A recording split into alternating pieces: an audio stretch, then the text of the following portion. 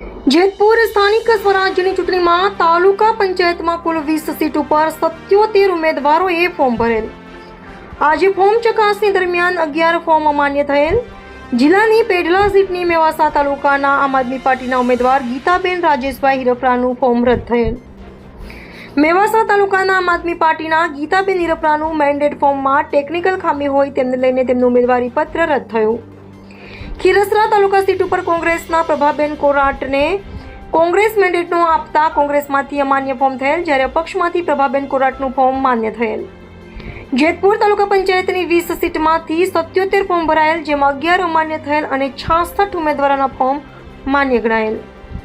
ઉમેદવારોને ઉમેદવારી પરત ખેંચવાની છેલ્લી તારીખ 15 હોય ત્યારબાદ ચિત્ર સ્પષ્ટ થઈ શકે. રિપોર્ટર જગમાલ સુવા, જેતપુર. જિલ્લા પંચાયત સીટ જેતપુર તાલુકા માટે ટોટલ 4 સીટ છે, જેમાં 7 બોરડી સમઢિયાળા જે અનુસૂચિત જાતિ માટેની અનામત સીટ હતી. તેમાં ટોટલ અમને લોકોને 5 ફોર્મ રજૂ થયેલા હતા.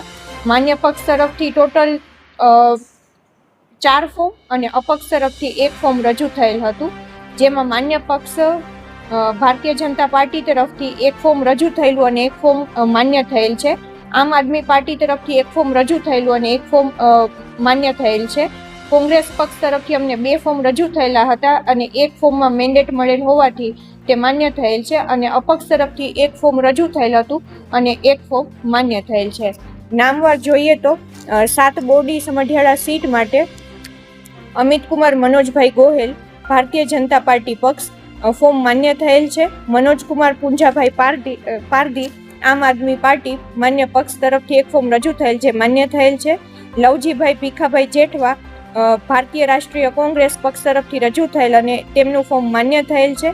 અને મનસુખભાઈ ધનજીભાઈ મકવાણા અપક્ષ તરફથી 1 ફોર્મ રજૂ થયેલ અને એ ફોર્મ માન્ય થયેલ છે. 25 પેઢલા સીટ જે બિન અનામત સામાન્ય હતી, તેમાં અમને ટોટલ 5 ફોર્મ રજૂ થયેલ હતા. કોંગ્રેસ પક્ષ તરફથી 1 ફોર્મ, આમ આદમી પાર્ટી તરફથી 1 ફોર્મ, ભારતીય જનતા પાર્ટી તરફથી 2 ફોર્મ અને અપક્ષ તરફથી 1 ફોર્મ, જેમાં ભારતીય જનતા પાર્ટીના એક જ ઉમેદવારને મેન્ડેટ મળતા તેમનું ફોર્મ મંજૂર થયેલ છે. અને નામવાર જોઈએ તો ભરતકુમાર એલ ખોડિયા કોંગ્રેસ પક્ષ તરફથી, જેમને મેન્ડેટ મળતા ફોર્મ માન્ય થયેલ છે. કંડોળિયા દિનેશભાઈ મોરજીભાઈ અપક્ષ તરફથી ઉમેદવારી નોંધાવેલ, જેમનું ફોર્મ માન્ય થયેલ છે. રાજેશભાઈ કોટડિયા આમ આદમી પાર્ટી કે જેમને મેન્ડેટ મળતા તેમનું ફોર્મ માન્ય થયેલ છે. અને નરસિંહભાઈ એ સોજિત્રા ભારતીય જનતા પાર્ટી, જેમને મેન્ડેટ મળતા તેમનું ફોર્મ પણ માન્ય થયેલ છે. 33 થાણા ગાલોડ સીટ, જેમાં અમને ટોટલ 4 ફોર્મ રજૂ થયેલ હતા. માન્ય પક્ષ 3 માન્ય પક્ષો જેમ કે ભારતીય જનતા પાર્ટી, આમ આદમી પાર્ટી અને ભારતીય રાષ્ટ્રીય કોંગ્રેસ તરફથી 1 ફોર્મ અને અપક્ષ તરફથી 1 ફોર્મ, 4 ફોર્મ માન્ય થયેલ છે અને 0 ફોર્મ અમાન્ય થયેલ છે. પક્ષવાર અને નામવાર કૃષ્ણાબેન વિપુલભાઈ બાબરિયા કોંગ્રેસ તરફથી, જેમનું ફોર્મ માન્ય થયેલ છે. આમ આદમી પાર્ટી તરફથી ભાવનાબેન ચંદુલાલ ક્યાડા, જેમનું ફોર્મ માન્ય થયેલ છે. સરોજબેન અશોકભાઈ કુંધાળ ભારતીય જનતા પાર્ટી તરફથી, જેમનું ફોર્મ માન્ય થયેલ છે. અને નીતાબેન દિનકરરાય ગુંદારિયા અપક્ષ કે જેમનું ફોર્મ માન્ય થયેલ છે. ત્યારબાદ 36 વીરપુર સીટ જે બિન અનામત સામાન્ય સીટ હતી, તેમાં ટોટલ અમને 5 ફોર્મ રજૂ થયેલ હતા. કોંગ્રેસ માન્ય પક્ષ તરફથી 1 ફોર્મ, આમ આદમી પાર્ટી માન્ય પક્ષ તરફથી 1 ફોર્મ અને ભારતીય જનતા પાર્ટી માન્ય પક્ષ તરફથી ટોટલ 3 ફોર્મ, જેમાં કોંગ્રેસના ઉમેદવાર નર્મદાબેન સોલંકી, જેમને મેન્ડેટ મળેલને એમનું ફોર્મ માન્ય રાખેલ છે.